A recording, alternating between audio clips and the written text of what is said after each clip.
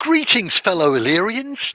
Now that the studio has finished releasing the concept armor sculpts for all 8 tribes, we wanted to gather them all together in one place for easier reference. Keep in mind that these are still labeled as concepts and, as such, are subject to tweaks and changes.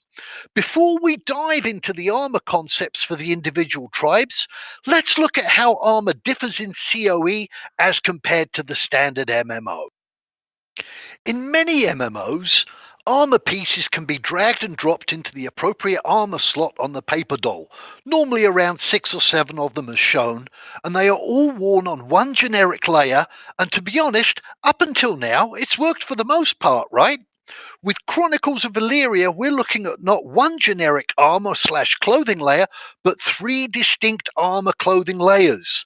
For the purposes of this discussion, we'll refer to them as the base, the mid, and the outer layers. Here are some quotes from Caspian and Snipe Hunter to help explain the differences between the layers.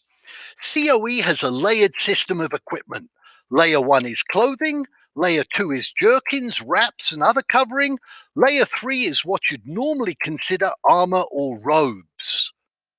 For some reason, we've been calling the armor sets light, medium, and heavy armor, perhaps to make it more comparable to other games. In truth, Layer 1 is for homeostasis, Layer 2 is for exposure, and Layer 3 is either for defense or additional exposure.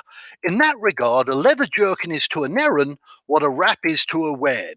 Generally speaking, only Layer 3 and sometimes Layer 2 are what you'd more traditionally call armor.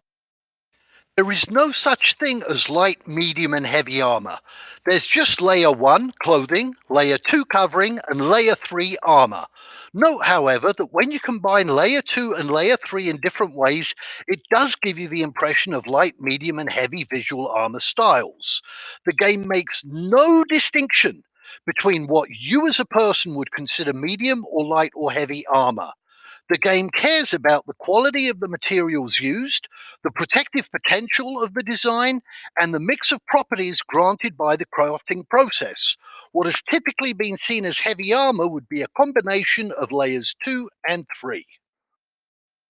Whoa, hold on. What the fuck is homeostasis and what has it got to do with armor? Homeostasis is defined as the tendency to resist change in order to maintain a stable, relatively constant internal environment.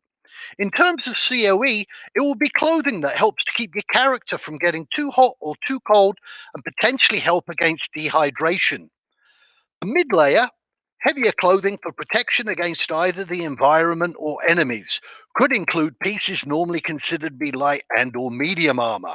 And finally, the outer layer would be for items such as robes, cloaks, and for items that we typically consider to be medium or heavy armor. Okay, so we'll stop here for now and discuss these concepts and then move on to the individual tribal armors.